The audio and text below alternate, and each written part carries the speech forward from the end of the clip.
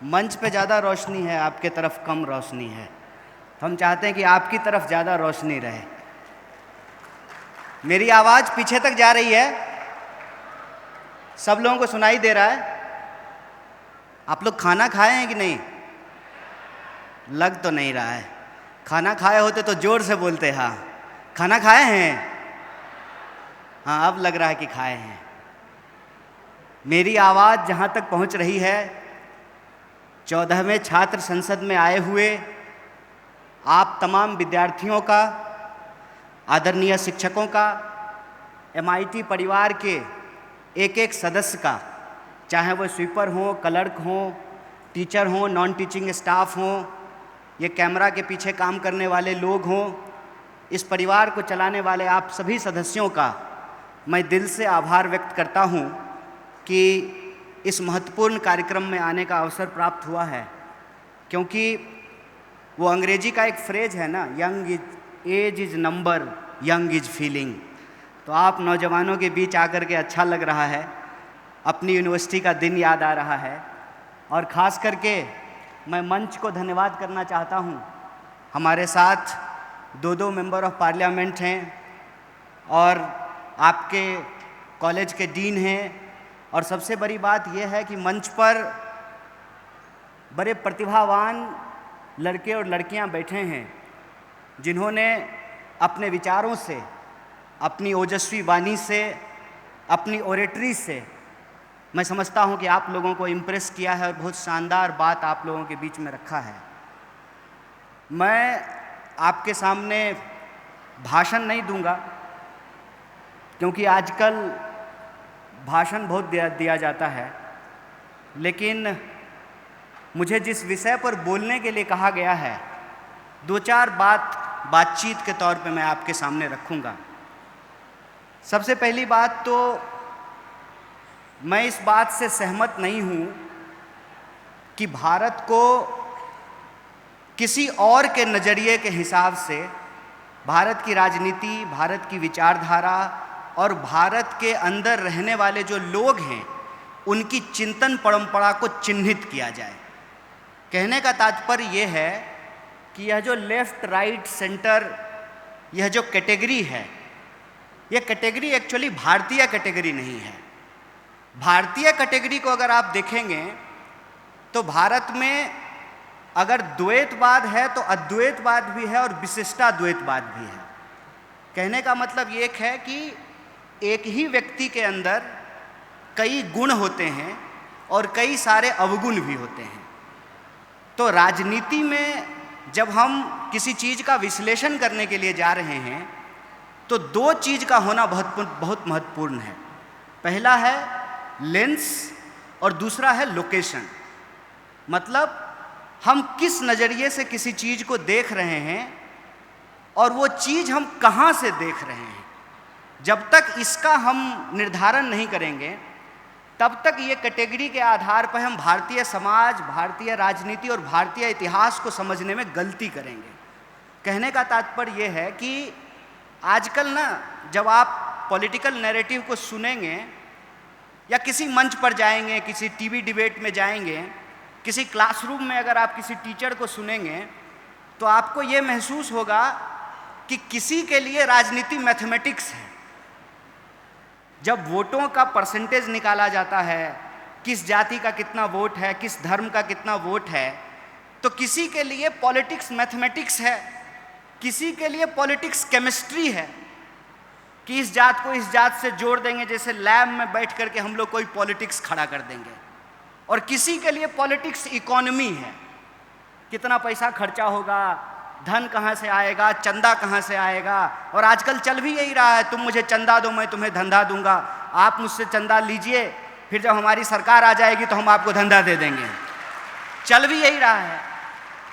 तो अगर आप इस देश का लीडर बनना चाहते हैं या as a political science student आप इस देश को समझना चाहते हैं, और जो एफर्ट है MIT का कि हमको पढ़ा लिखा नेतृत्व खड़ा करना है, तो सबसे पहले आपको ये समझना पड़ेगा कि राजनीति है क्या। जब तक राजनीति समझ में नहीं आएगी, ये लेफ्ट, राइट, सेंटर ये भी समझ में नहीं आएगा। तो राजनीति क्या है? राजनीति देखिए सिंपल, समाज में जैसे संरचना होती है, घर होता है, परिवार होता है, धर्म होता है, जाति होता है, पहचान होती है, उसी तरह से राजनीति भी एक संरचना होती है। और उस संरचना के दो तरह के लोग होते हैं, एक जो उस संरचना से लाभ ले रहे हैं और एक जो उस संरचना के पीड़ित हैं। अगर आपको उस संरचना से लाभ मिल रहा है तो आप उस संरचना की अच्छाइयों को देखेंगे। अगर उस संरचना से आप पीड़ित हैं तो आप उस संरचना के खिलाफ अपने सवाल को उठाएंगे, अपनी आवाज को मुखर करेंगे। मतलब राजनीति दो ही तरह की होती है, एक होती है सत्ता की राजनीति और दूसरा होता है सत्ता के खिलाफ सत्य की राजनीति, और यही विचारधारा है। और जो सत्ता की राजनीति और सत्य की राजनीति है, इसको अगर आप भारतीय इतिहास, चिंतन और परंपरा के आधार पर देखेंगे तो भारत में हर तरह के विचार आपको देखने को मिलेंगे। भारत को किसी और देश से किसी भी प्रकार का नकल करने का जरूरत नहीं है। भारत वो देश है जहां पर हिरण्यकश्यप का अगर उदाहरण मिलता है तो अपने ही बाप के खिलाफ खड़ा होने वाला भक्त प्रहलाद का भी उदाहरण मिलता है। इस बात को याद रखिएगा।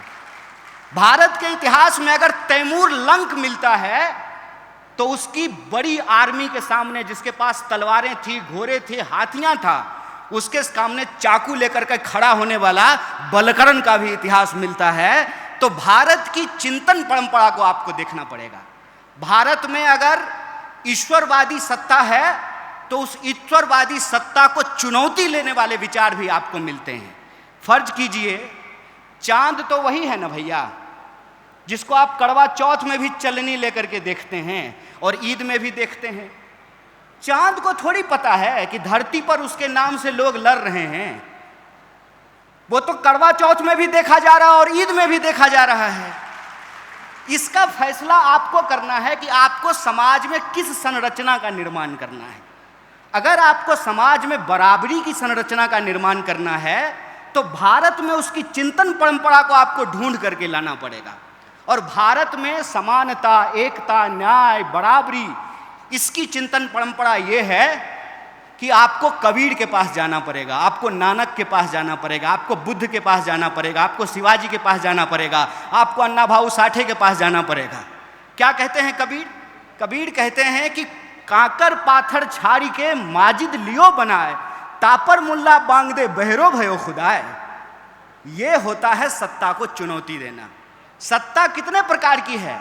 सत्ता जाति की हो सकती है, सत्ता धर्म का हो सकता है, सत्ता पितृ सत्ता की हो सकती है, सत्ता अर्थ का हो सकता है। कहते हैं ना कि ये दुनिया है काला बाजार की, पैसा बोलता है, पैसे से हर चीज खरीदा जा रहा है। तो सत्ता को चुनौती देने का जो साहस होता है, वो साहस अगर आपके भीतर है, वो समझ आपके भीतर है, तो आप सत्य की राजनीति के साथ खड़े हैं। दो ही रास्ता है, नदी के उस किनारे खड़े हो जाइए, सत्ता से हाथ मिला लीजिए, या अपने दिलों में सत्य का अरमान लिए हुए गांधी बुद्ध के रास्ते पे चल पड़िए, डॉक्टर बाबा साहब भीमराव अंबेडकर के रास्ते पे आगे निकल पड़िए। और बुरा मत मानिएगा, बहुत सारे स्पीकर ने कहा कि विचार नहीं होता है। गलत बात है। अगर विचार नहीं होता है तो आप में और कुत्ता में कोई फर्क नहीं है। इस बात को याद रखिएगा। विचार होता है, विचार के बिना आपके भीतर प्रश्न पूछने की क्षमता नहीं आती है, सत्य को चुनौती देने की क्षमता नहीं आती है, सत्ता से टकराने का साहस आपको नहीं होता है। विचार होता है, नजरिया होता है, तभी आपको नजर आता है। चलिए हमारे साथ ताजमहल, ताजमहल हमारे साथ देखने चलिए, आपको खूबसूरती दिखाई देगी, हमको दिखाई देगा कि बड़े मजदूरों का शोषण किया गया, उसको पेमेंट नहीं किया गया, उसको वेज नहीं दिया गया है। एक ही चीज है, उसको आप किस नजरिए से देखते हैं, ये नजरिए पे निर्भर करता है। और मुझे बताइए, गन्ने को यदि चना कहने लगे तो चने गन्ने जैसा स्वाद तो नहीं देने लगेगा ना। सिर्फ नाम बदल देने से क्या होगा? लड़ाई हमेशा सत्य और सत्ता की रहती है, और सत्य और सत्ता दोनों बदलते रहता है। ऐसा नहीं है कि ये हमेशा अस्थायी रहता है। सत्ता भी बदलता है और सत्य भी बदलता है। सत्ता का परिवर्तन भी होते रहता है, उसके अनुसार सत्य का भी परिवर्तन होते रहता है। और हम किस काल खंड में पैदा हुए हैं, इससे हमारी विचारधारा तय होती है। जैसे एग्जाम, आप देखिए करवा चौथ को चलनी लेकर के, आप देखिए ईद पर चांद को, लेकिन जब एग्जाम होगा यूपीएससी का और पूछा जाएगा कि चंद्रग्रहण कैसे लगता है, तो ये लिख करके आइएगा कि केतु और राहु की वजह से होता है, तो एग्जाम में आप फेल हो जाइएगा। इस बात को याद रखिएगा। विज्ञान से पहले तर्क है, और तर्क की अगर आप बात करेंगे तो इस देश में तर्क रहा है, और तर्क ने हर प्रकार की सत्ता को चुनौती दिया है। वही कबीर जो लिखते हैं कि काकर पातर छारी के माजिद लियो बनाए, तापड़ मुल्ला बांग दे बहरो भयो खुदाए, वही कबीर लिखते हैं कि पाथर पूजे हरि मिले तो मैं पूजूं पहाड़। वही कबीर लिखते हैं, वही नानक लिखते हैं, वही बुद्ध लिखते हैं, वही इस देश के जन कवि लिखते हैं। और कवि दो तरह के होते हैं, इस बात को याद रखिएगा। जैसे मैं कहता हूं कि राजनीतिक व्यक्ति दो तरह का होता है, उसी तरह से कवि भी दो तरह के होते हैं। एक कवि वो होता है जो राजा के दरबार में बैठ करके राजा के लिए भजन गाता है, दूसरा कवि वो होता है जो जनता के बीच में जनसंघर्षों का गीत गाता है। इसका चुनाव आपको करना है, इसका चुनाव आपको करना है कि आप किसके साथ खड़े हैं। लेकिन याद रखिएगा, किसी भी वस्तु को उठा करके जब आप फेंकते हैं तो ये उस वस्तु के वजन और उसके वॉल्यूम पर निर्भर करता है, उसके मास और वेट पर निर्भर करता है कि वो कितनी दूर जाएगा। आप सामाजिक व्यवस्था में, आर्थिक व्यवस्था में, सांस्कृतिक व्यवस्था में, राजनीतिक व्यवस्था में कहाँ खड़े हैं, वहीं से आपका विचार तय होता है। अगर आप शोषित वर्ग से आते हैं तो आप शोषण के खिलाफ अपनी आवाज को मुखरता से बोलेंगे, क्योंकि याद रखिएगा, होमो सेपियंस होने की बुनियादी जरूरत यह है कि अगर हम रोते नहीं हैं तो हमारी माँ को भी नहीं पता चलता है कि हमको भूख लगी है, वो हमको दूध नहीं पिला पाती है। हमारा इतिहास क्या है, हमारा धर्म क्या है, हमारी संस्कृति क्या है, हमारा दर्शन क्या है, हमारा तर्क क्या है और हमारा विज्ञान कहाँ जा रहा है, इसका मूल्यांकन करना बहुत जरूरी है। और अगर आप इस देश का नेतृत्व करना चाहते हैं तो इस बात को याद रखिएगा कि आपके भीतर विज्ञान की भी समझ होनी पड़ेगी। अगर आपके पास विज्ञान का समझ नहीं है तो संसद में बैठ करके आप कौन सा पॉलिसी बनाएगा, हमको बता दीजिए। जो फिजिक्स पढ़ा ही नहीं है, जिसको मालूम ही नहीं है कि न्यूटन के फिजिक्स में, आइंस्टाइन के फिजिक्स में और क्वांटम फिजिक्स में क्या डिफरेंस है, उसको नैनो टेक्नोलॉजी नहीं पता चलेगा, उसको एआई नहीं पता चलेगा, इंजन का डिसइंटीग्रेशन कैसे हो रहा है उसको नहीं पता चलेगा। इसीलिए पर्यावरण को बचाने के लिए जो नीतियां बनानी है वो नीतियां वो नहीं बना पाएगा। इसीलिए वो इकोलॉजी के सवाल को अपने पॉलिटिक्स में शामिल नहीं कर सकता है। इसीलिए एक अगर आप राजनेता होना चाहते हैं तो सबसे पहले आपके भीतर तर्कपूर्ण वैज्ञानिक दृष्टिकोण होना चाहिए, और दूसरा आपको इतिहास की समझ होनी चाहिए। अगर आपको इतिहास की समझ है तो आप यह बात बखूबी समझते हैं कि राजा आपस में लड़ते थे, जनता नहीं लड़ती थी। राजा के हार या जीत जाने से जनता का भला नहीं होता था। जनता का भला आपको मालूम है कब हुआ? आजादी के आंदोलन से, उस गर्भ से। अगर आप इस देश में सत्य की राजनीति का इतिहास ढूंढ करके निकालेंगे तो आपको पता चलेगा कि इस देश में theory of emancipation against the establishment 3 तरह की धाराएं आपको देखने को मिलेगी। पहली धारा बहुजनवादी धारा है, जिसमें आप फूले का नाम ले सकते हैं, जिसमें आप संभाजी महाराज का नाम, साहू जी महाराज का नाम, डॉक्टर बाबा साहब भीमराव अंबेडकर का नाम, बिरसा का नाम, तमाम सिद्धो कानों का इतिहास जो है आप उसके अंतर्गत देख सकते हैं। दूसरी जो धारा है वो है समाजवादी धारा, जिसमें आप तमाम समाजवादी नेताओं के रोल को देख सकते हैं, उनके कंट्रीब्यूशन को नेशन बिल्डिंग में देख सकते हैं। और तीसरा है साम्यवादी धारा। अगर ये तीनों धाराएं नहीं होती उस स्वतंत्रता आंदोलन के गर्भ में, तो जब देश आज़ाद हुआ 1947 में, तो कॉन्ट्रैक्ट के तहत भारत का संविधान इस देश की सर्वस्व जनता को स्वीकार नहीं होता। और एक जनता मतलब एक वोट, मतलब जो हवाई जहाज से उड़ेगा उसका भी वोट एक, और जो पैदल चलेगा उसका भी वोट एक होगा। यह सुनिश्चित किया गया है इस देश के संविधान से। देखिए, हमारे हाथ में हो, किसी व्यक्ति के हाथ में हो, तो वो रोशनी का गलत विभाजन कर सकता है, वो रोशनी का गलत वितरण कर सकता है। लेकिन अगर सोशल कॉन्ट्रैक्ट के तहत यह बात स्वीकार की गई है कि हर अंधेरे कोने में रोशनी फैलाई जाएगी, तो उसी आधार पर भारतीय व्यवस्था का निर्माण किया जाएगा। और जब देश 47 में आज़ाद हुआ, संविधान सभा का गठन हुआ, 50 में जब संविधान लागू हुआ, तो आपको मालूम होना चाहिए कि इस देश में जाति व्यवस्था के खिलाफ जो हजारों साल का संघर्ष था, उसको एक जीत हासिल हुई, उसको एक मुकाम हासिल हुआ, और पहली बार ब्राह्मण और दलित को बराबर को वोट देने का अधिकार मिला। यह इस देश के संविधान से संभव हो पाया है। हमारी बहनें यहाँ बैठ करके शानदार भाषण दी हैं। मैं अपनी बहनों को बस एक बात कहना चाहता हूँ, मेरी प्यारी बहनों, तुमको इस देश में वंश के नाम पर पेट में मार दिया जाता था, इस बात को याद रखना। तुमको पेट में मार दिया जाता था और तुमको अपने ही बाप को मुखाग्नि देने का अधिकार नहीं था, अपनी ही माँ की चिता पे शामिल होने का तुमको अधिकार नहीं था। अगर तुम्हारा पति मर जाए तो तुमको जिंदा जला दिया जाता था, इस बात को याद रखना, क्योंकि तुमको जीने का अधिकार नहीं है, तुम विधवा हो चुकी हो। ये तमाम कानून इस देश में बदले गए और महिलाओं को भी पढ़ने का अधिकार मिले। उसके लिए सावित्रीबाई फूले ने संघर्ष किया और महिलाओं को पढ़ाया, और जब आज महिलाएं पढ़ी हैं तो उसका नतीजा है कि वो पढ़ा भी नहीं है और पढ़ भी नहीं है और मंच पे खड़ा होकर के आज भाषण दे रही हैं। इस बात को याद रखना कि इस देश का इतिहास, अगर उसमें शोषण है तो उस शोषण के खिलाफ संघर्ष का भी इतिहास है, और इसी देश में महिलाओं ने भी एक से एक संघर्ष किए हैं। इसीलिए मेरा आप सबसे निवेदन करना है कि अगर आप राजनीति में आना चाहते हैं तो आप तय कीजिए कि आप सत्य के साथ खड़े हैं कि सत्ता के साथ खड़े हैं।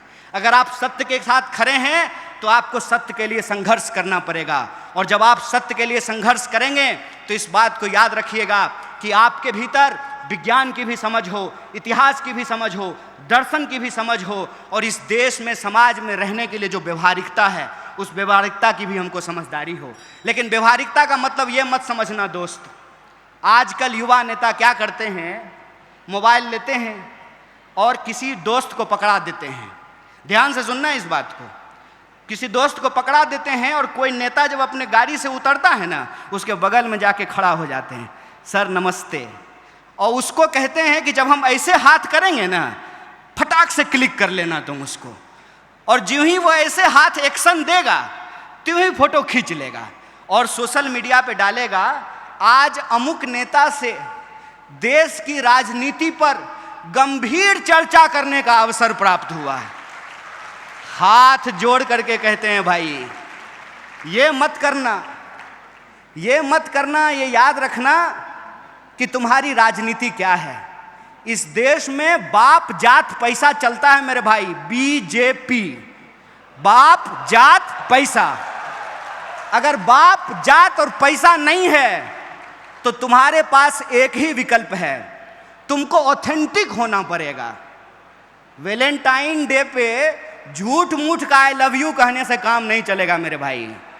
अगर प्यार करते हो तो तुम्हारे दिल में प्यार हो, और वो प्यार ऐसा हो कि वो इंसान तुमको मिले ना मिले तुम ही प्यार बन जाओ, ऐसा जज्बा तुम्हारे अंदर होना पड़ेगा।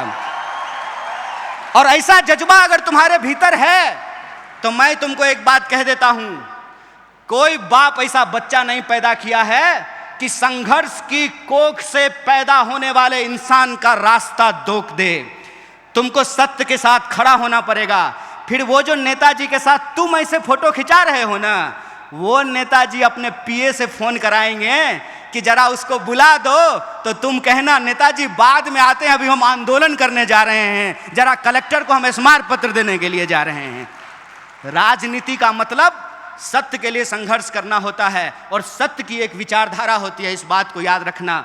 दक्षिण, वाम और मध्य के रास्ते में मैं पढ़ने के लिए नहीं कहता हूं, उसका चुनाव आप खुद करो, लेकिन कैटेगरी में मत फंसो। लेकिन एक कैटेगरी जरूर होती है, वो कैटेगरी होता है सत्य का। उस सत्य की विचारधारा पे चलो, और इस देश ने बार बार ये साबित किया है, यह देश बुद्ध की धरती है, इसीलिए यहाँ कोई भी संघर्ष हिंसा से नहीं अहिंसा से करके उस संघर्ष को जीता जा सकता है। अगर बुद्ध ने उंगली माल को संत बना दिया अपने अहिंसा से, तो तुम भी आज के उंगली माल को रास्ते पे ला सकते हो अपने संघर्ष से। बस इस बात को याद रखना। और एक अंतिम बात, मैं आपको कुछ बताने, सिखाने या समझाने के लिए नहीं आया था। मेरे पास जो अनुभव था और मैं आपके बीच में आकर के अपने कॉलेज के दौर को याद करने लगा, तो जो मेरा अनुभव था मैंने आपके सामने साझा कर दिया। अगर किसी को भी बात बुरी लगी हो तो मैं हाथ जोड़ करके आपसे माफ़ी चाहता हूँ, लेकिन जो बात थी बिना लाग लपेट की हमने आपको कह दी। बहुत बहुत शुक्रिया, बहुत बहुत धन्यवाद।